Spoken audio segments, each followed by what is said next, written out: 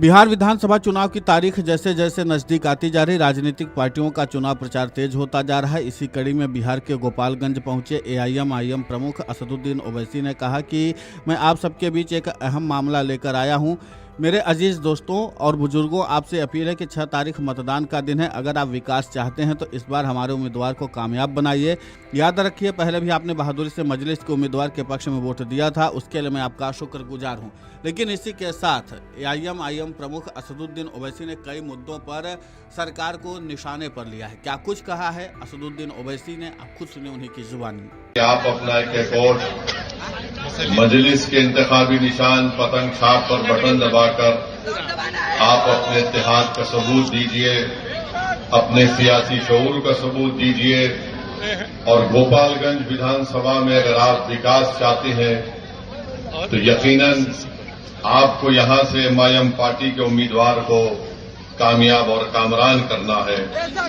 जो लोग यहां पर आज नहीं पहुंच सके और जो लोग आज यहां पर हैं, मैं आपसे अपील कर रहा हूं कि आप उन तक हमारा पैगाम पहुंचाइए। असदुद्दीन ओवैसी यहां पर आया था और उसने आकर हम तमाम से ये कहा कि 6 तारीख के दिन आपको गोपालगंज में एक तारीख बनाना है।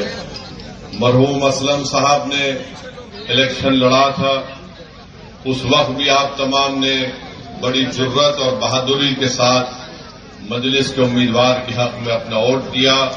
मैं आपका शुक्रगुजार हूं। मगर अब की बार हमको यहां से अपना विधायक को कामयाब और कामरान करना है, ताकि वो बिहार की विधानसभा में जाकर यहां पर जो तालीम का मसला है, जो यूनिवर्सिटी एक जिले में नहीं है, उसको बना सके। यहां पर अस्पताल नाम का तो है, मगर यहां पर डॉक्टर और दवाएं नहीं मिलती है। यहां का नौजवान बेरोजगार है, उसका मुकद्दर बेरोजगारी बना दिया गया है। और आप जानते हैं कि बड़ी तादाद में नौजवान यहां से निकलकर भारत के कोने कोने में चले जाती है। गांव में रोड नहीं है और फिर आप देखते हैं कि बहुत ज्यादा यहां पर किसानों को परेशानी है, सिंचाई का इंतजाम नहीं है, बिजली का कोई मौसर इंतजाम नहीं है। तो ये तमाम ऐसे मसले हैं जहां पर आपको एक हरकियाती विधायक को कामयाब करना है। जो एमआईएम पार्टी ने अनस सलाम को यहां पर आपके सामने पेश किया है। मेरे अजीज दोस्तों और बुजुर्गों, ओवैसी ने कहा कि बिहार में अल्पसंख्यक समुदाय की आबादी करीब 17% है, पर राजनीतिक हिस्सेदारी और टिकट वितरण में असमानता दिखती है। जब किसी को कहा जाता है कि सिर्फ 3% आबादी वाले समूह का कोई बड़ा पद होगा, तो हमें सवाल उठाना चाहिए। क्या बाकी समाज के बच्चों को समान अवसर नहीं मिलना चाहिए? क्या किसी का बेटा मुख्यमंत्री नहीं बन सकता?